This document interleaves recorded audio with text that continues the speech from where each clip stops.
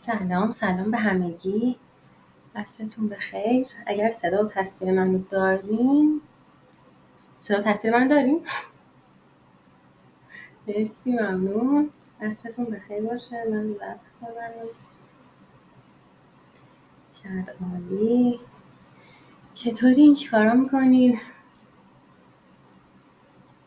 یه سوال ازتون دارم، اونم اینه که بذارین ضبط کنم.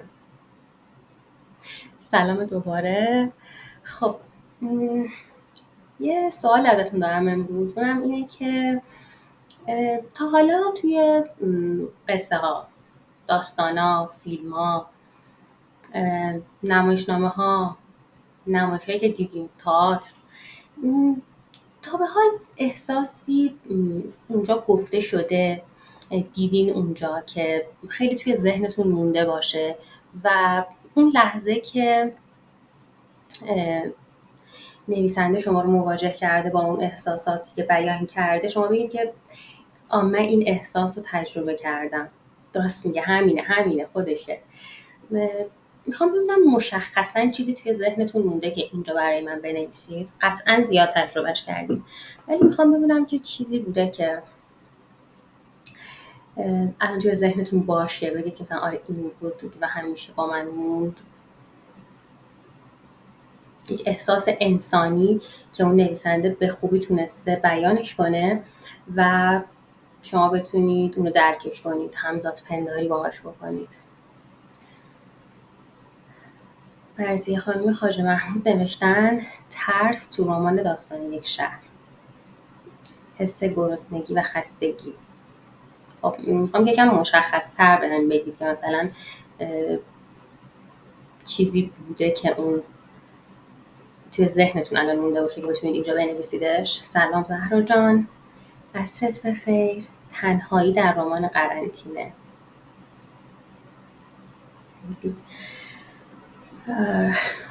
عجیبه اون داستان. نمایش در انتظار گودو، حس پوچی عمیق در انسان.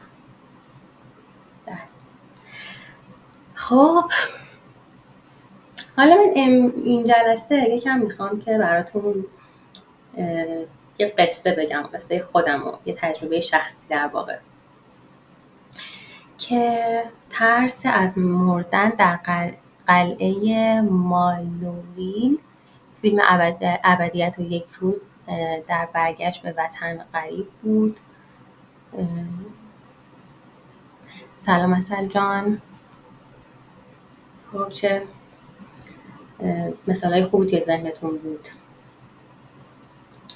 میدونی دوستان، من اوایل که شروع کرده بودم به هر روز نوشتن و منتشر کردن، خب خیلی چیز فاجعه‌ای بود برای من و اصلا همینجوری فقط صبح تا شب دنبال ایده بودم که چی بنویسم، مثلا امروز من چی میتونم بنویسم از این حرفا. بعد دیگه وقتی که شروع کردم بیشتر یکم که گذشت، خب از همون اول من دغدغه اصلیم یعنی کلا با میل به نوشتن داستان بود که اومدم سمت نویسندگی و شروع کردم به بیشتر داستان خوندن، اصولی داستان خوندن، اینکه ببینم مثلا یه نویسنده چیکار کرده توی اون داستانا و سعی کردم با اون تئوریایی که میخونم داستانا رو دنبال بکنم و درباره‌شون بنویسم.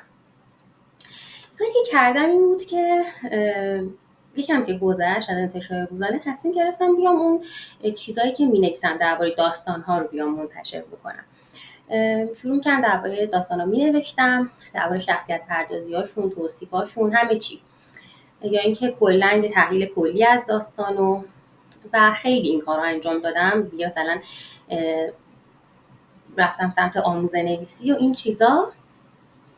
بعد سلام به همگی. اینجوری که شد، بعد دیگه شروع کردم به مقاله نوشتن درباره این موضوع و کلا نوشتن من رفت سمت این در واقع این مدل نوشتن. بعد یکم که دیگه خیلی جدی‌تر شد که دیگه اصلا کارم این شد و و مثلا قبل از اون که مثلا برای فقط کانال خودم مینوشتم و سایت خودم، خب اون آزاد نویسی خودم هم داشتم، سلام به همگی. و در واقع ولی خب اون چیزی که می‌اومدم منتشر می‌کردم این چیزای مثلا تحلیلی بود.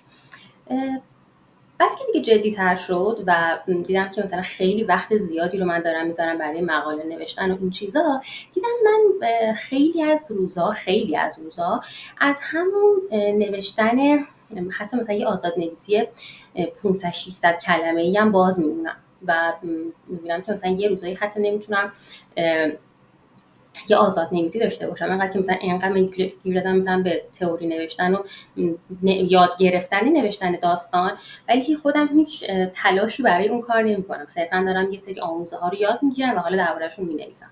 به خاطر همین توی اون زمان تصمیم گرفتم، فکر می‌کنم مثلا پاییز همین امسال بود، آبان و اینا بود، گفتم که ببین تو سلام، بعد از این بعد که قراری با خودت بذاری، اونم اینه که اوکی وقتی که میای، حالا هر چقدر که اون نوشتن یه مقاله میخواد از تو وقت بگیره، به هر حال شب 1 ساعت 2 ساعت باید وقت تو بذاری برای این که آزاد نویسی خودتو داشته باشی. و این قرار به خودم گذاشتم که از یک تاریخی، حالا مثلا به خودم اینو در واقع خودم مجبور کردم به این که مثلا 1 ماه 2 ماه هیچ آموزه نویسی توی کانال تلگرامم منتشر نکنم. و اگر یک روزی بود که من این وقت رو پیدا نکردم که بشینم و آزاد نویسی کنم، حق ندارم اون آموزه نویسی که مثلا از صبح تا بعد از ظهر دارم انجام میدم برای سایتم یا مثلا برای سایت دیگه‌ای بیام و از اونا چیزی منتشر بکنم. نه، فقط باید اون آزاد نویسی که درباره خودم، حالا اون چیزی که اندیشه خودم یا مثلا اتفاقی که توی روز برام افتاده اونو بیام بنویسم. اگر اونو نباشه دیگه من حق ندارم که اونو منتشر کنم توی کانالم. این برای خودم قرارداد گذاشتم و خب من یکی از مانیفستای حلقه ادبی میم انتشار روزانه است و من از اول اینو با خودم داشتم چون خیلی این کار برام مهم بود. وقتی که اومدم و عضو حلقه ادبی میم شدم، این برای خودم خیلی چیزی بود که خودم انتخاب کرده بودم. این نبود که حالا بگم من به خاطر اینکه اینا دارن منو مجبور میکنن من منتشر میکنم، نه، چیزی که خودم انتخابش کردم و به خاطر همین نمیخواستم که اینو زیر پام بذارم. به خاطر همین وقتی که این قرار به خودم گذاشتم میدونستم که خیلی قطعا برام مهم خواهد بود و اجازه نمیدم که این انتشار روزانم مثلا زیر سوال بره.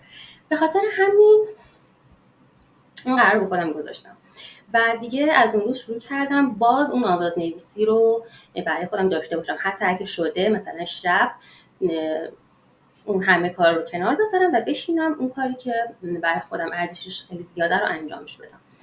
بعد اون دوره خیلی خوب بود، من این کار رو شروع کردم و همینجوری قلمم نرم میشد و مثلا درباره خودم مینوشتم، درباره احساسم، درباره اتفاقایی که داره برام میفته، درباره چیزایی که مثلا تجربه میکنم و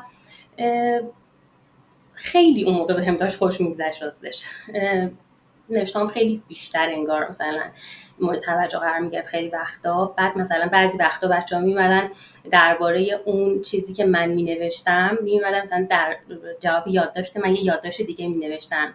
این خیلی برام ارزشمند بود که مثلا من یه احساسی رو میام مینویسم که یه نفر درکش میکنه یا مثلا براش جالبه، میاد تحت دربارش مینویسه و یک همچین بازخوردی میده. واقعا خیلی حس خوبی بود برام و این کارو دیگه کم کم اصلا دیدم که نه، این خیلی برای من شوق داره. من مثلا دیگه حالا هر چقدرم که کار داشته باشم شب حریف شده میام اون کارو انجامش میدم و میدونید اینجور نوشتن خیلی اصلا این چیز دیگه، تو خودت غافلگیر میشی از کاری که داری انجام میدی. این اتفاق داشت میافتاد و خیلی من داشتم عادت میکردم به این کار و خب خیلی هم اون موقع مثلا حس خوبی داشتم.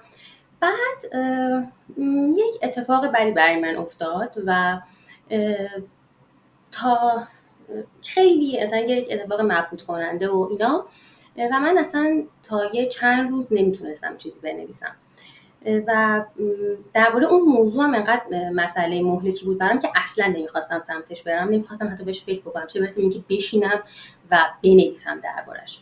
به خاطر همین در این حال میخواستم که بازم مطلب منتشر بکنم توی کانالم، نمیخواستم یه روزم بدون نوشتن بگذره. بنابراین دوباره رفتم سمت نوشتن همون چیزای قبلی، آموزه نویسی، تحلیل نوشتن. آره، انسداد قلمی هم میدونی نبود اصلا جان، این بود که من نمیخواستم به اون مسئله فکر کنم. یعنی چیزی بود که کل ذهن من رو درگیر کرده بود و من به هیچ چیز دیگه نمیتونستم فکر کنم و اگر میخواستم بشینم پشت کیبورد و بنویسم جز اون موضوع هیچ چیز دیگه نداشتم که بنویسم، چون تمام ذهن من گرفته بود و من نمیخواستم بهش فکر بکنم. به خاطر همین انتشار روزانه‌مو دوباره بردم سمت آموزه نویسی و تحلیل کردم. بعد از یه چند روز که گذشت، من یک چیزی رو مثلا اومدم درباره اون احساسی که داشتم در قالب مثلا یه قصه، یه خاطره که مثلا قبلا اون حس رو داشتم اومدم نوشتمش و اون کسی که من اذیت کرده بود این وقتی که این یادداشت رو خوند خیلی انگار مثلا اذیت شده بود و من سرزنش کرد. وقتی که اونو خونده بود انگار که مثلا اینکه مثلا تو بفهمی چه احساسی در یک نفر با کارت به وجود آوردی، این اونو اذیت کرده بود. فکر می‌کرد که من می‌خواستم اونو اذیت کنم. به خاطر همین قضاوت شدم درباره اون چیزی که نوشتم. من پیش خودم گفتم که اصلا کسی تو رو نمیشناسه، کسی مثلا نمیدونه که من دارم درباره تو اون حس رو در من به وجود آوردی این چیزا. به خاطر همین گفتم که خب این چیه که من دارم بهش فکر میکنم، من چرا مثلا نمیام درباره اون چیزی که هست بنویسم، چرا انقدر دارم خودم رو اذیت میکنم. اصلا من الان وقتی که دارم این کانالو میخونم مثلا این چیزا چیه، اینا اصلا من نیستم. من الان اصلا دلم نمیخواد تحلیل داستان بنویسم، مثلا اصلا من دلم نمیخواد درباره این چیزا بنویسم. اصلا ولش کن، تو بنویس، نمیخوادم منتشر بکنی، همون چیزهایی که توی فکرت هست رو بنویس. و با اینکه خیلی برام سخت بود که بخوام به اون موضوع فکر کنم، باز اومدم شروع کردم به نوشتم و خیلی خیلی اون اوایلش برام سخت بود. ولی وقتی داشتم می‌نوشتم دیدم من دارم به این نتایج جدیدی میرسم، دارم خیلی عمیق‌تر به اون موضوع نگاه میکنم، اون موضوع خیلی داره برای من باز میشه، من خیلی دارم میفهمم که خودم چی کار کردم، دارم یه سری تجربه هایی که دارم و اصلا ازشون خبر ندارم رو دارم روی کاغذ، روی صفحه سفید مانیتور و اینا رو دارم میبینم. و هر چی جلوتر میرفت گفتم که خیلی اشتباه میکنی اتفاقا اگر یک همچین چیزی که تجربه کردی رو ننویسیش، بخاطر اینکه اول از همه خودت داری اینو متوجه میشی. خب به خاطر همین ادامهش دادم، گفتم که نه، بازم داره شب میشه و من چیزی ندارم که منتشر کنم جز همین چیزایی که وجود داره و دارم مینویسمشون. به خاطر همین خب میدونین، البته اینم بهتون بگم، ما این حلقه ادبی نیمه بیچاره خیلی یعنی این عزیزان مثلا مریم جان که حالا ما خیلی اذیتش میکنیم و میگیم که آره مثلا خیلی ما رو دعوا میکنه اگر مانیفستو انجام ندیم و اینا، ولی بسیار انسان‌های با درکی هستن و خیلی وقتا پیش میاد که اصلا یکی از چیزایی که ما داریم اینه که تو اصلا ممکنه یک ماه کلا نتونی کتاب بخونی بنویسی، میتونی تو مرخصی باشی بگی من نمیتونم این کارو انجام بدم و این کارا رو ما انجام میدیم. ولی من این برای خودم به این نتیجه رسیدم که من اگر اینا رو ننویسم از دست میرن، میگندن، انگار که اصلا تجربه نشدن. وقتی که تو اون یه درک دیگه با نوشتن نسبت به اون اتفاقی که داره برات میفته و اون احساساتی که داری تجربه میکنی رو با نوشتن متوجهشون میشی. به همین دلیل این کار رو ادامه دادم.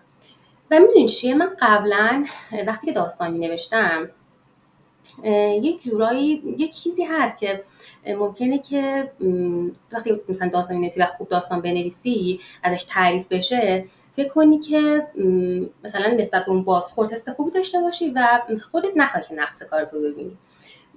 مثلا وقتی که داستان می‌نوشتم دوستانم یا مثلا استادا میگن که مثلا خوبه، سر و ته داره، فرم داره، طرحش مستحکمه، ولی در نهایت من اون چیزی نبود که خودم دوست داشته باشم. توی جلسه اول بهتون گفتم من اصلا داستانامو دوست نداشتم، به خاطر اینکه اصلا احساسی توشون وجود نداشت.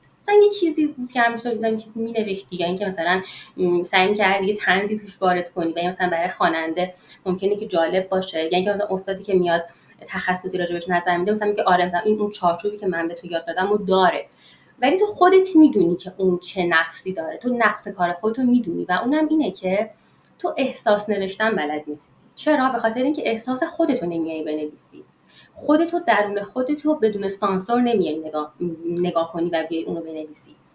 میدونید چی دارم بهتون میگم؟ ببینید خیلی وقتا هست، یعنی همیشه همینه، این ذهن ما یه جوری شده مثل این بدنمون. خب ببین مثلا این بدن ما الان یه پوست روشه، خب و ما خیلی وقتا فکر میکنیم که این همینه دیگه، من همینی که دارم میبینم، اصلا متوجه این نیستیم که این پوست وقتی که برداشته بشه زیرش استخونه، رگ، خونه، این اعضای داخلی بدن ماست. ذهنمون هم همین شده. انقدر که ما درگیر نگاه دیگرانیم، انقدر که درگیر اینیم که قضاوت بشیم و اصلا میبینیم نوشتن یک همچین چیزی اشتباهه. اصلا دلیلی نداره من بیام یک همچین چیزی رو، من چرا باید بیام مثلا یک همچین چیزی بنویسم؟ من چرا باید درباره خطاهای خودم بیام حرف بزنم؟ اصلا دلیلی نداره این کار. این تو ذهنمونه ها، اصلا ما بهش فکر نمی‌کنیم. در حالی که بدون اینا ما به اون شناختی که برای نوشتن یک داستان خوب احتیاج داریم اصلا نمیرسیم. بدون اینا اصلا امکان پذیر نیست. خاطر همینه که خیلی وقت ما می‌بینیم که داستان نویسی واقعا افت خیلی شدیدی کرده. من میگم اگه مثلا فلانی میمد داستان مینوشت، من دارم چیکار میکنم واقعا؟ این یکی مثلا این فلانی داره چیکار میکنه اگر اون داستان بوده؟ من برای خودم این سوالی که اول جلسه ازتون پرسیدم، من فکر 18 سالم بود، بعد از کنکور کارشناسی به خودم جایزه دادم و نشستم این جان شیفته رومن رولان رو شروع کردم بخوندن. و جان شیفته داستانش اینجوریه که شخصیت داستان از همون مثلا اول جوونی، مثلا نوجوانی شخصیت آنت شروع میشه و به مرور این دیگه تا میان سالیش ادامه داره این داستان. خب داستان زندگی این شخصیت و همون اول داستان مثلا اون سنی بود که من شروع کرده بودم به اونو بخونم و من اون اولین یکی چیزی که همیشه توی ذهنمه اون بود، اینکه اون آدم اول مثلا جوونیش میخواد که یک چیزی رو تجربه کنه مثلا، ولی همش توی ذهنش اینه که من اگر این کار رو انجام بدم اون آزادی من از بین میره. از بیرون همه من تشویقم میکنن، میگن که این کار باید انجام بدی و من خودم وقتی که عرف جامعه رو دارم میبینم میگم که کار درست همینه ها. این چیزی که انگار حماقت اگر من این کار رو انجام ندم، مثلا با یک آدم که توی این داستان این بود، یک آدمی که کاملا همه چیزش خیلی خوبه، یک آدم خیلی موجهی توی جامعه و همه آرزوشونه که با آدم رابطه داشته باشن، ولی من احساس میکنم اگر رابطه‌ام با آدم ادامه بدم آزادی‌های من سلب میشه. من دارم اینو احساس میکنم و اینو میام و میگم که این داره آزادی منو از بین میبره. این اون چیزی بود که همچنین توی ذهن من موند و من گفتم که این چقدر دقیق داره این احساس رو درباره یک دختر جوون توضیح میده. بابا تو مثلا لعنتی تو مردی اولا، بعدم اینکه مثلا بیای اینجوری اینقدر دقیق، یعنی انگار اون رو خودم نوشته بودم، انگار احساسی بود که از درون من اومده بود. وقتی من اون داستان رو میخوندم، اون قصه مربوط به اون دوره زندگی آنتو، آره این همیشه توی ذهن من بود. حالا این کتاب یه جوری برای من، بعضی از کتاب‌ها اینجوری هم برای من همیشه مثل کتاب مقدس همیشه کنار دستمه و باز بهش برمیگردم و میخونمش. این کتاب هم همینطور.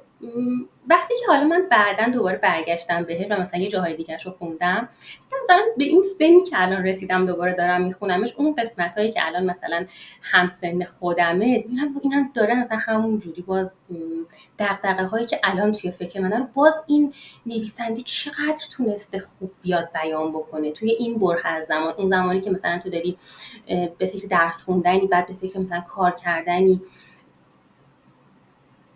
خیلی این برای من جالب بود.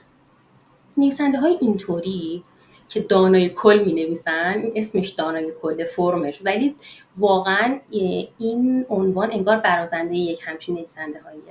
خاطر این که تو وقتی که می بینی همه شخصیت ها رو، مرد، زن، بچه، توی هر جایگاهی، توی هر سنی، وقتی که تو 18 سالته، وقتی که تو 40 سالته، دغدغه‌هات کاملا متفاوته، ولی این نویسنده چجوری میتونه انقدر دقیق آدم‌ها رو درک بکنه و بیاد اینجوری بنویسشون؟ این چیزی نیست جز این که تو به شناخت خوبی درباره خودت به عنوان یک انسان برسی. این نویسنده ممکنه که بیاد مثلا حس سلب شدن آزادی یک زن رو بیاد بنویسه، ولی اون چیزیه قطعا که اون خودش تجربه کرده. من خودم میدونم گرفتن آزادی چه مثلا سختی برای من داره و حالا میتونم بیام اون گرفتن آزادی رو درباره یک آدم دیگه هم بنویسم. تا وقتی که اونو درباره خودم درک نکرده باشم، ندونم که این چجوریه، خودم اونقدر ننوشته باشمش که به یک درک درستی ازش برسم، نمیتونم اونو بیام وارد قصه‌ام بکنم درباره یک نفر دیگه بنویسمش. اینو شما نباید مثلا فکر بکنید که من الان دارم این رو مینویسم، ممکنه که یه نفر فکر کنه که او ممکنه که الان یه نفر این داستان منو بخونه و ببینه که این آدم چه آدم بی‌ادبیه، این آدم چه آدم مثلا زجر کشیده، یه چه تحقیرایی شده. نه، ممکنه که تو بگی اون مثلا زجر تحقیری رو که من درباره یک چیز دیگه‌ای کشیدم، حالا دارم میام درباره یک تجربه دیگه می‌نویسمش برای یک شخصیت دیگه، اما اون حس تحقیر شدنه که تو درکش کردی و الان میتونی به این خوبی توی درباره یک تجربه دیگه بیای بنویسیش. ولی اگر نتونی اون حس رو خوب توصیفش کنی، داستانت اصلاً بی‌ارزش میشه. هر چقدر بخوای بهش تکنیک اضافه بکنی، هر چقدر بخوای فرم خوبی بهش بدی، ساختار بهش بدی، ولی وقتی اون احساس رو نتونی منتقل کنی، هدفت نمیرسی. و این چیزیه که به انگار علیه دقیقا بهش نمیرسی مگر اینکه مدام به خودت نگاه کنی، تجربه هات رو بنویسیشون. همش میگیم که خب من الان زندگی اصلا چیزی ندارم، من تجربه های خاصی ندارم، من مثلا مثل فلانی هر روز مثلا صبح تا شب بیرون نیستم که بتونم با آدمای زیادی در ارتباط باشم، ببینم که مثلا دنیا چه خبره که بیام بنویسمشون. نه، اینجوری نیست. باید احساساتتو توصیف بکنی. اون احساسی که تو درباره مثلا انتظار میکشی با اون که مثلا توی خونه داری میکشی، با اون کسی که مثلا اون همون احساس انتظار رو داره یک جای دیگه مثلا توی یک اداره میکشه، ارزش اون هیچ کمتر از این یکی نیست. این مهم اینه که به عنوان یک نویسنده، کسی که میخواد داستان بنویسه، قصه بنویسه، توصیف کردن احساسات رو بلد باشی و این رو بدون هیچ سانسوری انجام بدی. اون خودتو، اون انسان رو هیچ وقت نیای سانسور کنی. اصلا به این فکر نکنی که دیگری چه فکری داره راجع به من میکنه. هرگز نباید این کار رو انجام بدین. یه دونه چیزی که اون هفته میخواستم براتون تعریف کنم و گذشت و گفتم که یه چیز دیگه اومد به خاطر اون مناسبتی که بود درباره بندر شهید رجایی، درباره یه مقاله‌ای بود که از احمد اخوت خونده بودم و درباره شازده احتجاب هوشنگ گلشیری نوشته بود و این مقاله خیلی برای من جالب بود و حالا این جلسه بیشتر دربارش بهتون میگم. اون این بود که احمد اخوت توی این جستاری که نوشته بود به یک موضوعی پرداخته بود و اون این بود که هی داشت درباره این حرف میزد که مثلا هوشنگ گلشیری توی یک جلسه خصوصی اومده و نسخه اول شازده احتجاب رو برای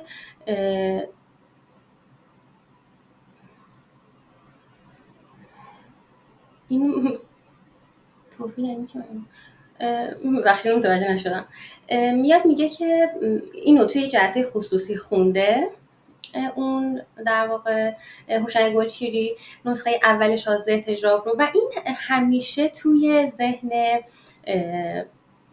احمد اخوت مونده که اون چیزی که اول خونده بود، اون چیزی که اول از همه خونده بود توی اون جلسه خصوصی آقای هوشنگ گلشیری خیلی متفاوت بوده با اون چیزی که بعداً منتشر شده.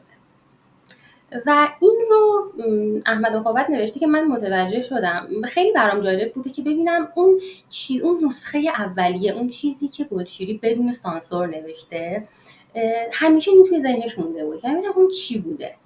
اون خیلی برای من ارزشمند بوده، اون خیلی برای من جالب بوده، همیشه میخواستم که اون رو متوجه بشم. و حالا این از کتاب چیزه تا روشنایی بنویس، یه جستار داره، بهتون پیشنهاد میکنم که بخونید، خیلی جالبه. مثلا جستار خودش مثلا یه قصه است. خط خوردگی های شازده احتجاب اسمشه. بسیار جستار جالبی بود و این مثلا چیزی بود که نوشته بود. بعد یه جاش مثلا نوشته بود که اینا وقتی که داشتن توی یه مجله میگم کار میکردن، پرویز شاپور، این مثلا طرحهایی که میمده مینوشته که مثلا برسن به اون چیزی که میخوان بیان و منتشرش بکنن، این طرحها همینجوری مینوشته ایده مینوشته، طرح مینوشته، میریخته دور تا حالا به اون چیزی که میخواد برسه. و این وسط اونایی که میریخته دور رو عمران صالحی میومده ورشون میداشته و بعدن اون اینا رو منتشر میکنه. دور ریختگی های مثلا پرویز شاپور رو، و اون خیلی اتفاقا مورد توجه قرار میگیره، چیزایی که برای خود اون ارزش نداشته. مثلا ما میایم اون مثلا چه چیز ارزشمندی بوده، اون همون دور ریختنی ها رو میدونید برای چی؟ به خاطر اینکه خیلی اون منظورش این بود احمد عقابت که اون خیلی چیزهایی که عریان بودن نمیومده منتشر بکنه، به خاطر همین انقدر اونو ارزشمند بودن، انقدر مورد توجه، اون آشغال نبودن، اون خودشو سانسور میکرده. اون چیزی که ببین، یعنی یک همچین نویسنده‌ای حتی انقدر ما درگیر این هستیم که اون چیزی که جامعه ازمون میخواد رو بیاریم بذاریم جلوش، در حالی که اصلا اون اصالته که خود نوشتنه. یه سخنرانی دیشب داشتم میدیدم، مریم جان کشی برام فرستاده بود از آقای رضا براهنی. میگفتش که من وقتی که بودم با صاحبی صحبت میکنم میبینم که اون چه اندیشه‌ای داره، یا مثلا میاد میگه که من میخوام فلان نمایشنامه رو بنویسم با این عقاید، با این چیزا، با این تفکرات. وقتی که میاد مینویسم میبینم که انقدر تفکر ساعدی توی اون نمایشنامه است. به افسوس میخورم. خود رضا براهنی چیزی که خیلی آدم رو به وجد میاره وقتی که میخونه داستاناشو همینه، این که حالا ما نمیدونیم باز مثلا چقدر اون آدم ممکنه یه خود سانسوری بکنه، ولی چیزی که منو اول از همه درباره رضا براهنی به وجد آورد این بود که خیلی نسبت به نویسنده‌های دیگه می‌بینم کمتر خودشو سانسور میکنه، خیلی احساساتش عریانه توی نوشته‌هاش. مثلا یه چیزی که خیلی برای من تکان دهنده بود، یک آدم بده که همچین چیزی رو درباره یه چیزی که تو فکرش داره می‌ذاره بنویسه. تو روزگار دوزخی آقای ایاز اومده بود نوشته بود که مثلا داشت به این فکر می‌کرد که من دارم از این عذاب می‌کشم که مثلا مردای خانواده من، برادر من و پدر من دارن به این فکر می‌کنن که با معشوق من موافقه کنن. یک همچین فکر وحشتناکی رو تو نسبت با آدمای نزدیک زندگیت مثلا بکنی و بیا مثلا اینا رو بنویسیشون. این چیزی که داره تو رو عذاب میده به هر حال، این چیزی که تو فکر توه.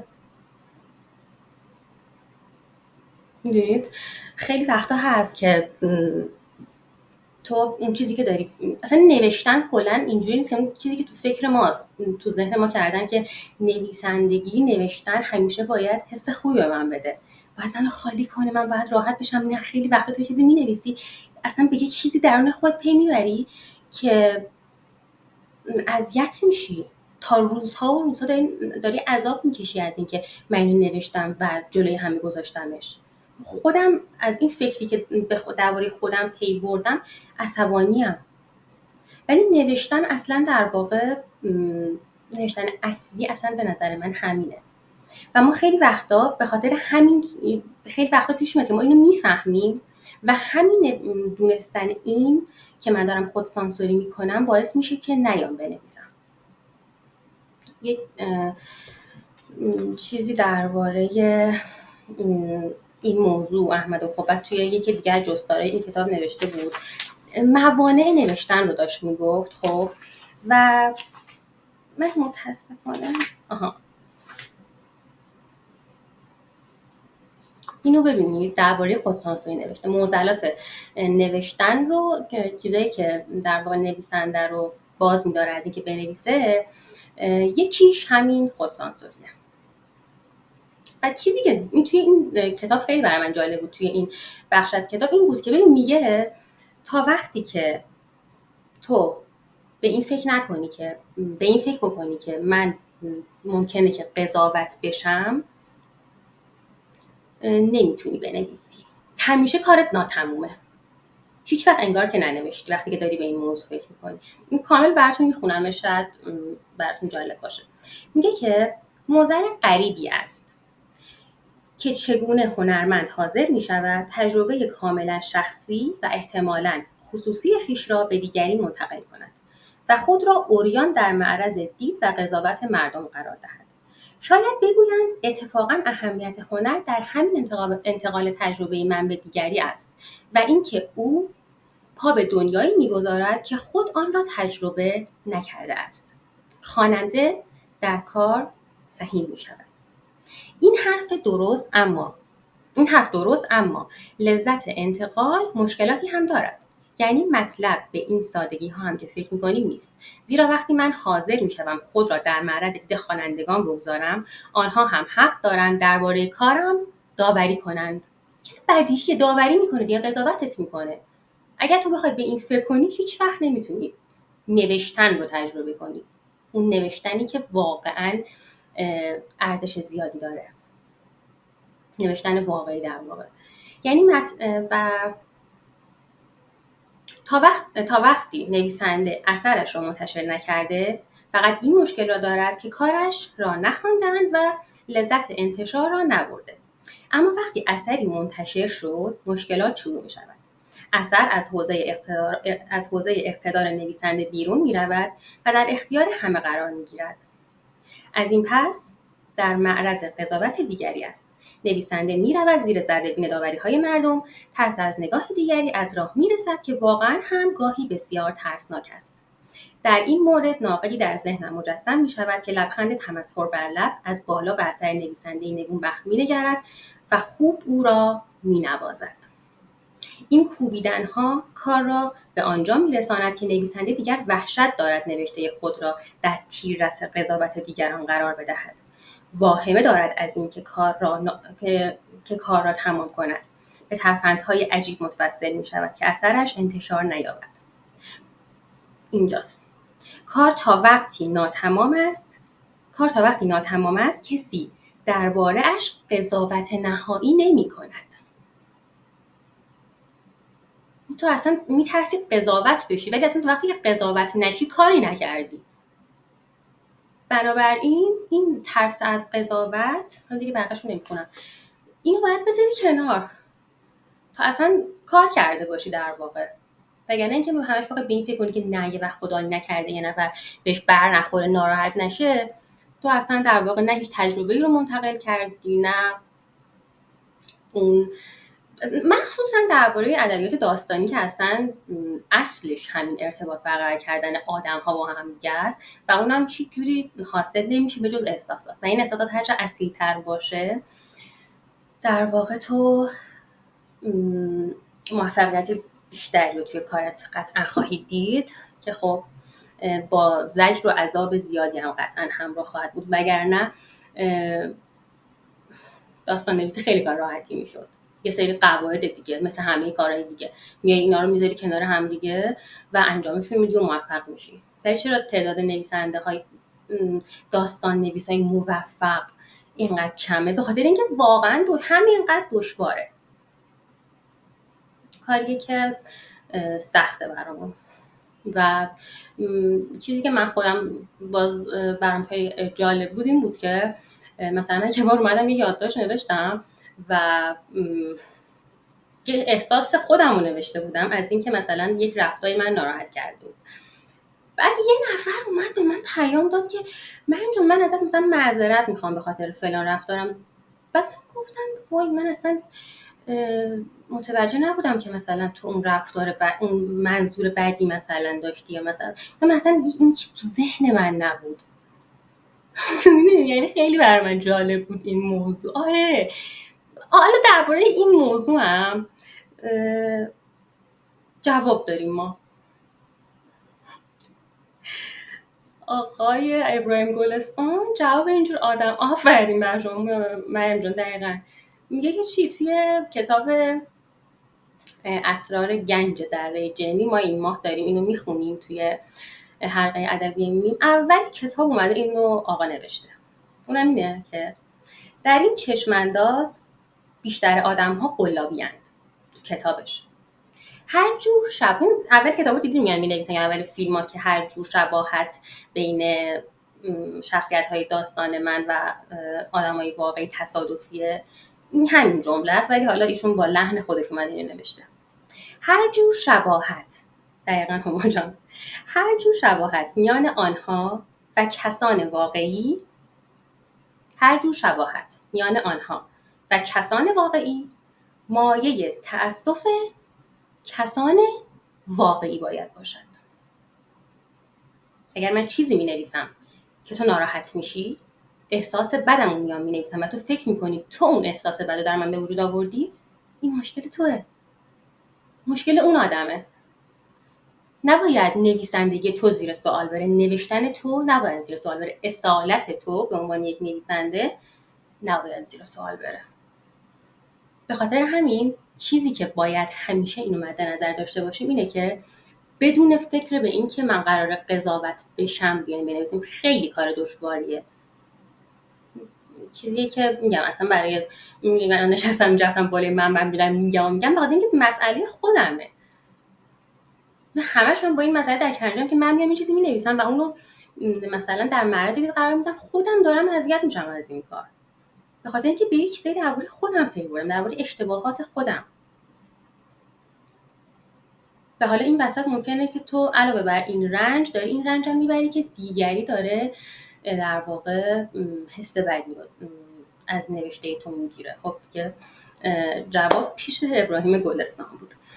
یا اینکه مثلا یه چیزی که برام جالب بود این بود که ما تابستون یه تئاتر رفتیم دیدیم با دوستان و اون تئاتر چیز بود، یک شخصیت بود، یک مونولوگ بود. بعد آره مثلا تو دقیقاً اینجا مثلا یک چیزی که درباره خودته مثلا می‌نویسی، بعد مثلا طرف فکر می‌کنه که مثلا اون مثلا اذیت میکنه دیگری رو. این همه این داستان‌هایی که ما میخونیم برای چی؟ مثلا ما میبینیم که مثلا در یک روایت تمثیلی مثلا اومده توی روزگار دوزخی نوشته و خب این مثلا جنایت اومده نشون داده، مثلا اون تفکر پلید اومده نشون داده. بعد مثلا طرف که تفکرات فاشیستی داره میاد ناراحت میشه، میگه تو مثلا برای چی درباره پروردگار من اومدی این حرفو زدی؟ خب بابا تو برای چی این داره میگه این کار بدیه، تو مثلا برای چی مثلا ممکنه که فکر کنی و هزار جور حرف و حدیث که آره این کثافتی که تو داری مینویسی این مثلا تهوع میندازه منو،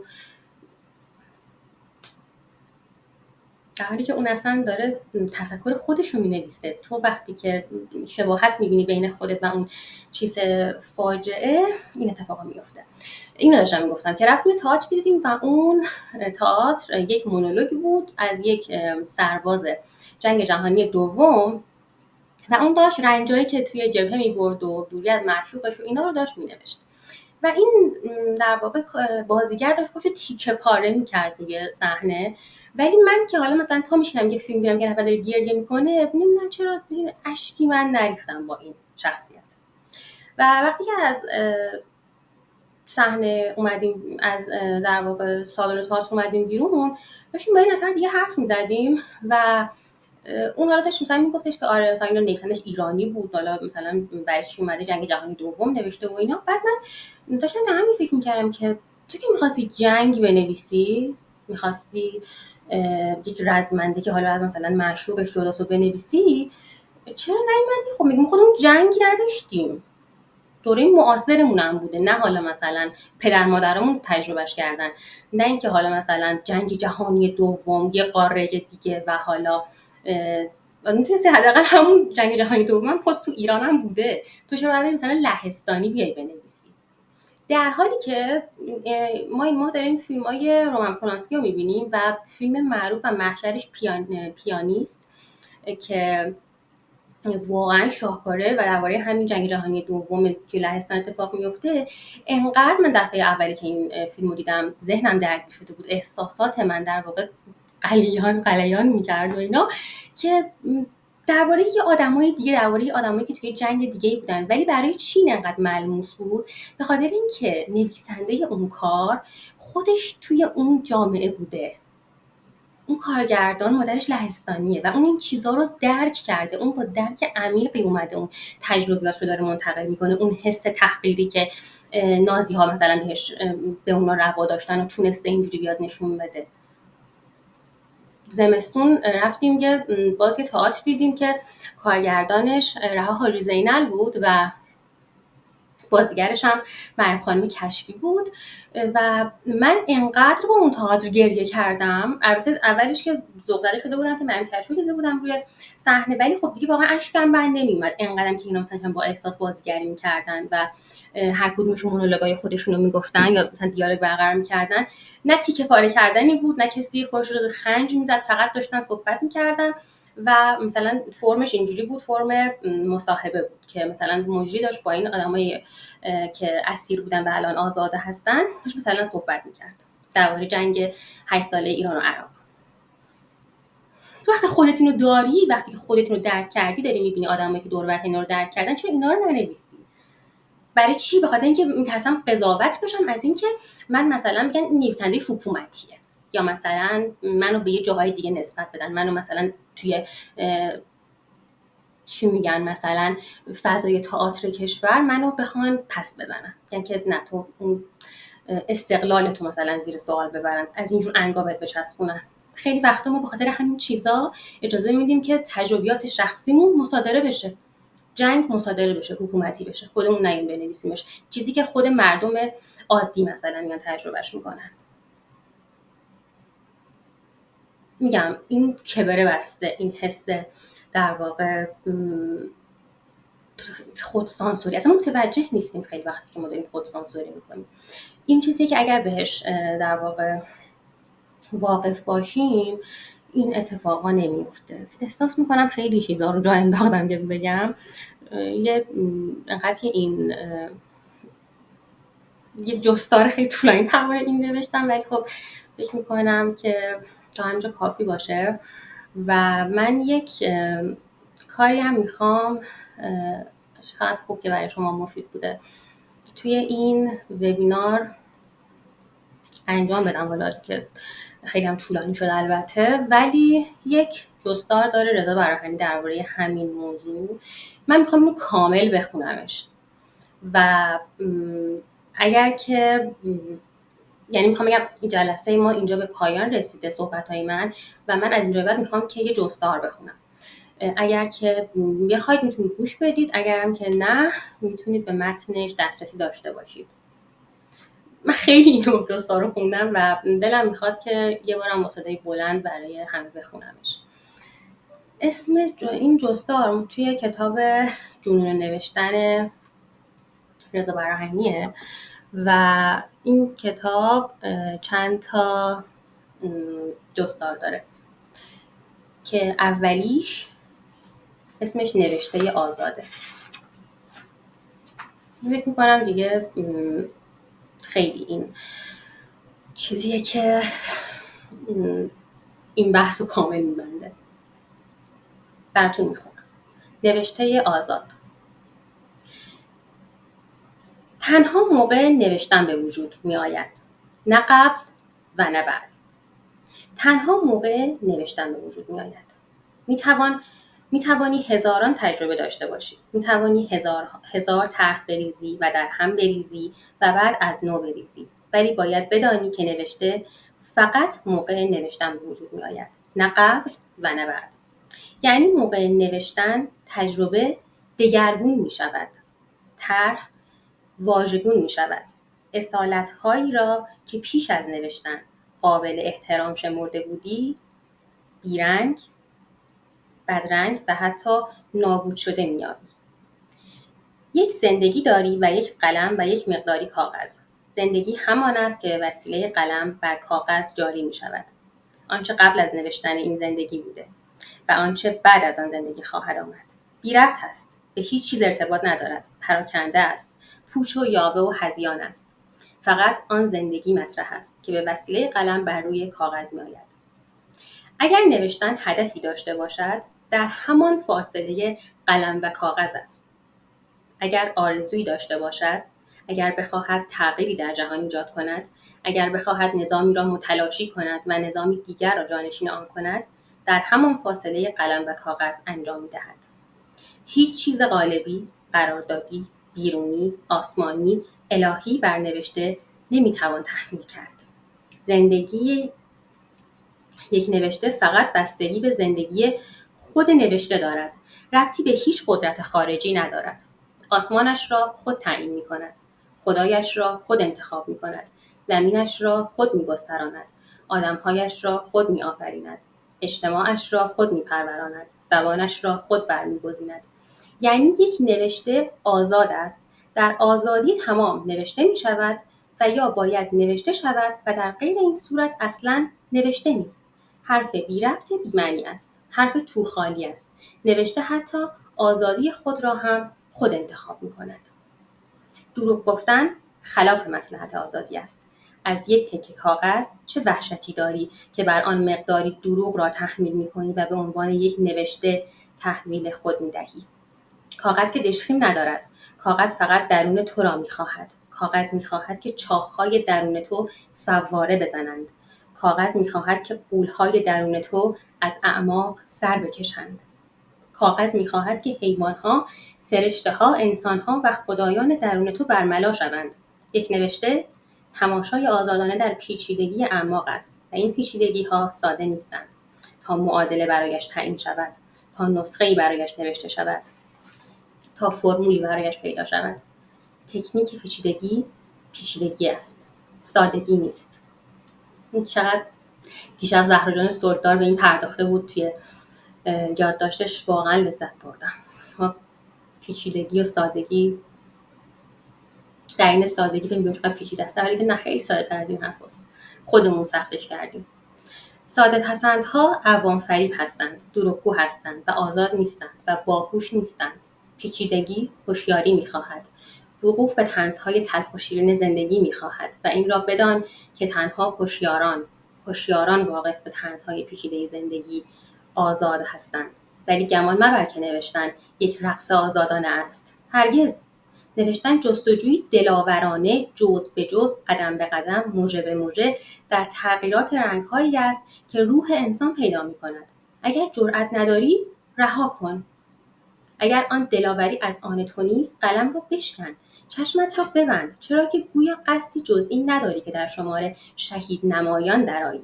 و در این عرصه نه شهید نمایان، بلکه حتی شهیدانم سیاه سکه‌ای ارزش ندارند.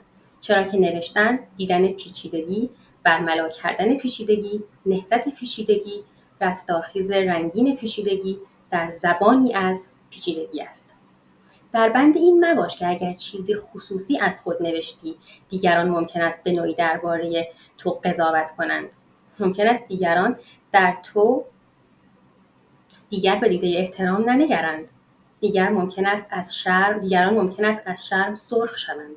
این مهم نیست که قضاوت‌های قراردادی دیگران درباره تو چیست و چه خواهد شد. این مهم نیست که قضاوت‌های قراردادی دیگران درباره تو چیست و چه خواهد شد. تو آمده‌ای تا تمام قراردادها را بشکنی، تمام قوانین را از میان برداری، تمام اصالت‌ها را برهنه کنی و رسوا شدنشان را نشان بدهی. باید موقع نوشتن به خود بگویی سر بکش ای غول درون تا ببینم دیگر چه جنایاتی در تو به ودیعه گذاشته شده. سر بکش ای فرشته درون تا ببینم دیگر به چه زیبایی‌هایی آراسته‌ای. سر بکش ای درون تا ببینم در تو چه چیزهای دیگری نهفته است. آزادانه، بی قید و بند، دلاورانه در خویش جستن و تکاپو کردن، حتی گم شدن در باروری، عقیمی، در ابعاد هزار توی زندگی خویش سرگردان شدن، تنهایی را در تمام لحظات لمس کردن، با هر صدایی هزار جور امید و نومید شدن، در زیر هر آسمانی تلمباری از ابر یا صفایی از کبودی، خفتن و بیدار شدن و تمام جاده‌ها را شناختن و نوشتن. بگذار دیگران بخندند که تو بیخود امیدوار شده‌ای و بگذار دیگران بگریند که تو بیهوده نومید شده‌ای. اینها همه پرت است. آنچه مهم است اینکه تو امیدوار شده‌ای و تو نومید شده‌ای، یعنی تو زیسته‌ای. آیا دیگران امید و نومیدی تو را زیستند تا بر آن بخندند یا بگریند؟ هیچ چیز جز انسان، خود نویسنده، مرکز تمام نوشته‌های بزرگ نیست. مرکز خود نویسنده است و دیگران بگرد تا بگردی، بچرخ تا بچرخی. آنها به دور نویسنده میچرخند. کاغذ خائن نیست. چیزی را از کاغذ پنهان نکن. هر چی را که در ذهنت می‌گذرد بر روی کاغذ بیاور. زندگی تو همان است که آزادانه از ذهنت عبور کرده است. هیچ کس جز تو تاریخ خصوصی تو نیست و هیچ تاریخی جز تاریخ خصوصی تو وجود ندارد. چرا که آن تاریخ بزرگ در اعماق تو رسوخ کرده. در خود که بنگری و خود را که بیان کنی، جهان را هم بیان کرده ای. خود را اعلام کن. جهان نیز اعلام شده است. به طرح‌هایی که پیش از نوشتن پذیرفته‌ای به موقع، این یکم طولانیه ها، ممکنه یه 5 دقیقه طول بکشه، ولی خب من آخرش رو خیلی دوست دارم. به طرح‌هایی که پیش از نوشتن پذیرفته‌ای به موقع نوشتن خیانت خواهد شد. بدا به حال کسی که نوشته‌اش به طرح‌های پیش از نوشتن مثل راهبه‌ای نسبت به مسیح وفادار بماند. چنین نوشته‌ای قلابی از آب در خواهد آمد. نوشته نباید قراردادی خارج از خود داشته باشد یا قراردادی خارج از خود بپذیرد. آنهایی که شخصیت قراردادی در این سوی می‌نهند و شخصیت قراردادی در آن سوی و جدال قراردادی راه می‌اندازند، قراردادی واقعاً واژه‌ای که کار می‌کنه توی این متن، و جدال قراردادی راه می‌اندازند و به زعم خود نیروهای خدایی را به جنگ نیروهای اهریمنی می‌فرستند، سوار بر اسب‌های چوبین حماقت و ترس هستند. چه کسی دنیا را به این شکل قرار دادی و بدونیم کرده است؟ هر چیز نیک در شرایط دیگر زشت خواهد شد و بد، و هر چیز بد در شرایطی متفاوت نیک و زیبا خواهد بود. تحرک فقط از شرکت اضداد در یکدیگر و رنگ بر رنگ شدن است و رنگ بر رنگ شدن اضداد به وجود می آید. هیچ جبهه‌ای جز جبهه کشف آزادانه اعماق وجود ندارد. نویسنده باید بگوید من باید به ریشه برسم. من باید ببینم در این خلوت هولناک اعماق چه می‌گذرد. او باید موقع نوشتن بایستد و از خویش بپرسد دیگر چه چیز از خون، از جنایت، از تباهی یا برعکس از صفا و پاکی در من هست.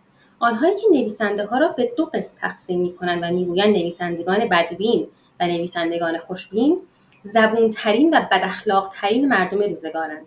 باید آنان را بست با آخور اخلاق تا به نشخوار بدی و خوبی ادامه دهند. که میاد میگه که تو اخلاقو داری میذاری زیر پات با نوشتن خودت. خیلی جالبه. جهان متنوع است. لحظه دیگر من عوض خواهم شد و خواهم گفت جهان پلید، زیبا، مضحک، کثیف یا به گونه‌ای دیگر است. من که عوض بشوم دنیا عوض می شود. نویسنده جز این نمیتواند پیامی داشته باشد. اصلا پیام نویسنده جز خود نوشته نیست و نوشته سراپا زجر و اندوه، شادی و شادخواری و کام و ناکامی است و این زندگی چه پیامی میتواند داشته باشد جز خود زندگی. هر کلمه مرا به سوی کلمه دیگر خواهد برد. فقط همین راهبر است. یک سلسله تداعی‌های عادلانه برای آفریدن طرحی که ربطی به هیچ طرح دیگری نخواهد داشت. هر کلمه وسیله‌ای است برای تعریض روح و هر تداعی بینشی است جدید، شروع هیجانی است جدید تا نوشته قضاوتی عادلانه درباره نویسنده باشد. و اصولاً عدالت چیست؟ عدالت یعنی بیرحمانه ترین قضاوت‌ها درباره نویسنده از طریق یک نوشته. تو اینو بپذیر که اتفاقا وقتی که نوشتت دارن نوشتتو میزنن، داری قضاوت میشی، تو کار درست رو تازه انجام دادی که این در واقع بازخورد رو داری میگیری. اینجا میتونی به این باور برسی که من یه کاری کردم، یه چیزایی نوشتم که دارم اینجوری ضربه میخورم، قضاوت میشم. نویسنده یک مجرم است، یک جانی است، خدای خویشتن است و چه کسی میتواند درباره خدا بهتر از خود خدا قضاوت کند؟ عدالت یعنی کنده شدن پوست، یعنی از حدقه در آمدن چشم، یعنی کف به لب آوردن کلام. عدالت یعنی برآشفتن علیه تمام چیزهایی که یک انسان را از انسان شدن، از برهنه در خود نگریستن، از برهنه در دریای خود غرق شدن باز دارد. یک نوشته باید تا بی نهایت عادل باشد، یعنی بی‌رحم درباره خود نویسنده. آن وقت جوجه های از پشت عینک اخلاقیشان خواهند گفت فلانی کثیف می نویسد. پیشانی کوتاه این کوته‌بینان را باید به تیر آهن کوفت تا به جزای حماقت خود برسند. من به پیچیدگی احترام می‌گذارم. درود به پیچیدگی، چرا که صمیمیت پیچیده است. و صمیمیت چیست؟ گرفتن اعتراف از زبان کسی که قسم خورده اعتراف نکند. نیست چقدر اینجا این اتفاقا تجربه کردین؟ تو مثلا میگی من هیچ وقت درباره این موضوع حرف نخواهم زد با کسی، همیشه پیش خودم میمونه، ولی وقتی مینویسی قسمتو میشکنی. کسی متوجه حرف تو البته نمیشه، ولی میبینی که نمیتونی دربارش ننویسی. وقتی دربارش مینویسی این در واقع بروز پیدا میکنه، در حالی که تو ممکنه خودداری باشی، تودار باشی، نخواهی دربارش حرف بزنی. واقعا خیلی قابل درک بود. گرفتن اعتراف از زبان کسی که قسم خورده اعتراف نکند. نویسنده را به سوی این اعتراف هدایت می‌کند. صمیمیت جاده صاف ساده لوحان خیال باف نیست. آنهایی که یک برگ را دو برگ می‌بینند و بعد گریه‌شان می‌گیرد، از این همه نعمت روستایی صمیمی نیستند، ابله هستند. صمیمی واقعی کسی است که برگ را مثل خنجری بر روی دریچه قلبش بیازماید. و این مسئله از پیچیده، چنان که باید سالها بنویسم تا پیچیدگیش را نشان دهم. صمیمیت چیزی جز کشف اعماق نیست و اعماق هر لحظه بزرگترین جرأت‌ها و دلاوری‌های ما را به مبارزه می‌طلبد. چه کسی از این هزار خانه روح مسخ شده بر نمی‌گردد؟ چه کسی در بازگشت تمام موهای روحش را سفید شده نمی‌یابد؟ چه کسی چین و چروک‌های چهره‌اش را از پیچیدگی‌های درون به عاریه نمی‌گیرد؟ چه کسی از این سفر پیر و مجرب و عالم و پرحکمت باز نمی‌گردد؟ هر چینی، هر تار مویی، هر شیاری بر کف دستی نشانه شکنجه‌ای است که نویسنده پذیرفته، جرمی است که مرتکب شده، ظلمی است که دیده، و هر شکنجه و جرم و ظلم خود تداعی کننده شادی‌ها و شادی‌خواهی‌ها، کام‌ها و ناکامی‌هاست، عیش‌ها و محنت‌هاست. نویسنده چاره‌ای ندارد جز اینکه به آن ابلیس درون بنگرد و به افشای رازهای آن همت گمارد. و تنها کسی مدام صمیمی است که لحظه‌ای از آن ابلیس درون غافل نمانده باشد. من چگونه شکنجه شده‌ام، چگونه مرده‌ام و باز احیا شده دیگر بار مرده‌ام، چگونه خیانت کرده‌ام و چگونه خیانت را بچشم. خود دیدم و چگونه ایستاده، نگریسته، پیر و حکیم و دانا شده‌ام. اینها همه سوال‌هایی است که من نویسنده از آن ابلیس درون می‌کند. هیچ نویسنده‌ای حق ندارد که خود را حقدار جلوه دهد. او باید خود را در زمانی که به لجن کشیده می‌شود، در زمانی که به فحشا کشیده می‌شود، در زمانی که به جنایت می‌گراید، در زمانی که جنایت می‌کند و در زمانی هم که فاعل جنایت است و هم مفعول آن نشان دهد. نویسنده وجدان جنایت زمانه است. او موقعی که کارد بر حلق دیگری می‌مالد و یا موقعی که دیگری کارد بر حلقش می‌مالد، باید زانو بزند و واقعیت را از دید اعماق نشان دهد. نوشتن در چنین مرحله‌ای دعای جنایت است. دیگر تصویری از زندگی نیست، عمل زندگی است.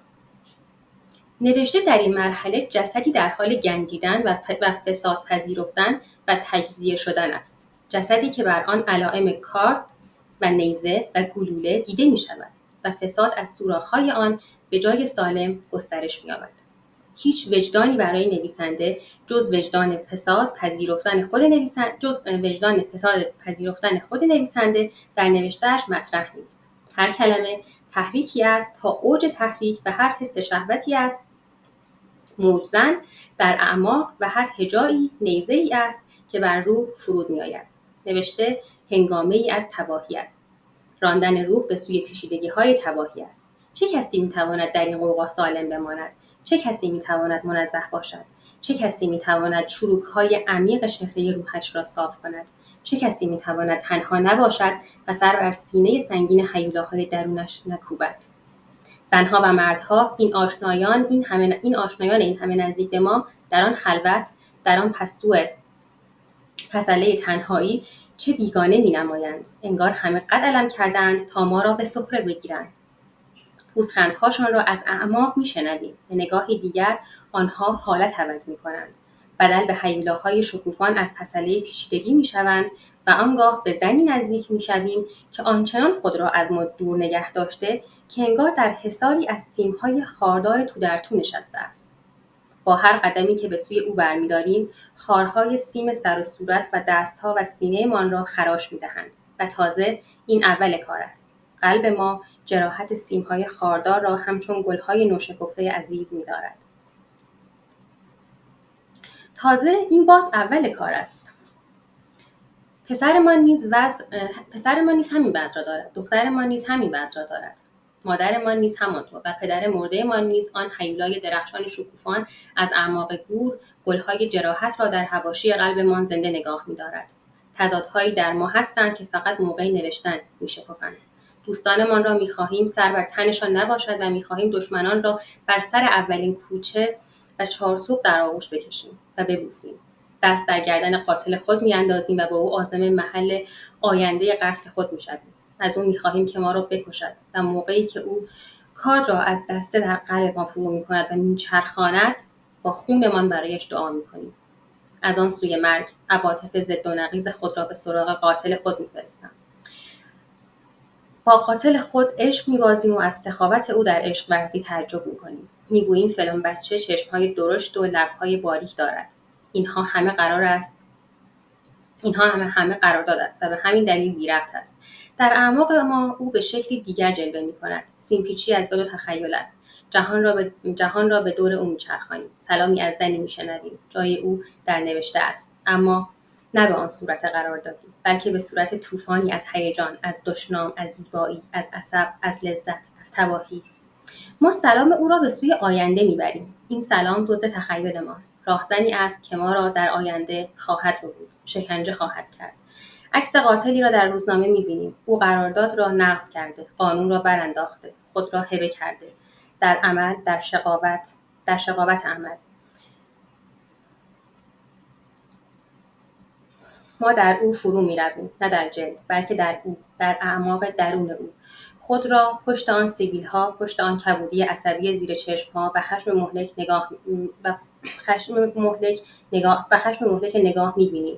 باید دست‌های او را حس کنیم. ما که از کشتن پشه‌ای زجر کشیده‌ایم، باید دشنه او را به دست بگیریم و در همه حال این ما هستیم، نه آن قاتل، نه آن زن، نه آن بچه. این ما هستیم که می‌کشیم. با خود همخوابه می‌شویم، به خود محبت و مرحمت می‌کنیم و هر روز جراحات قلب عریض‌تر و به چرک و تباهی آلوده‌تر می‌شود. نویسنده بیماری است در تیمارستان کلمه. بیدارش می‌کنیم. می‌گوید از آسمان احشای زنانه آویزان کردند. مادرم شبیه دخترم است و هر دو شبیه زنی هستند که دماغی دراز، شانه‌های باریک و پوستی بی‌اعتنا داشت. بیدارترش می‌کنیم. می‌گوید صدای نفس زدن دنیا را از اعماق این سه می‌شنوم. بیدارترش می‌کنیم. کلمات را در اختیارش می‌گذاریم. احشای زنانه، مادر، دختر، زن، همه قراردادی هستند. می‌گوید باید سفر کنم و آنها را در خود کشف کنم. از سفر که برمیگردد نمی‌شناسیمش. مسخ شده. انگار ناخن‌های روحش را کشیدند. انگار به چهره‌اش تف کردند. شانه‌هایش را محکم تکان می‌دهیم که شاید سایه ابلیس از چهره‌اش برمد. ولی نه. او حکمت تحقیر را به خوبی آموخته است. پیر گشته، لیکن دانا شده است. کور گشته، لیکن بینا شده است. کتابش را باز میکنید. اعماق برملایش را در کلمات پیچیده‌اش می‌یابیم. نوشته است: زندگی عادی انسان را پیر می‌کند. نوشتن انسان را زودتر پیرتر می‌کند. هر کلمه سالی به سوی پیری است، قرنی به سوی جنون، هزاره‌ای به سوی هذیان. و نویسنده بیماری است که کلمه تیمارستان اوست. نوشته تنها از جنون، جنایت، وحشت، خطر، سوءظن، دشنام، خودکشی خلق می‌شود. و نویسنده فاتح آنهاست، ولی در حقیقت فاتح واقعی او نیست. فاتح واقعی کاتب نیست، بلکه کتاب است. کتاب حتی کاتب را هم فتح می کند، مثل یک بختک. شبحش را بر هیکل نویسنده می اندازد و او را در زیر فشار وحشت خود نابود می کند. این نویسنده نیست که سرنوشت کتاب را تعیین می کند. برعکس، سرنوشت نویسنده دست کتاب است. او موقع نوشتن کشف می کند که چه جور آدمی است. پیش از نوشتن کتاب، او زندگی بی ربط و یاوه‌ای دارد.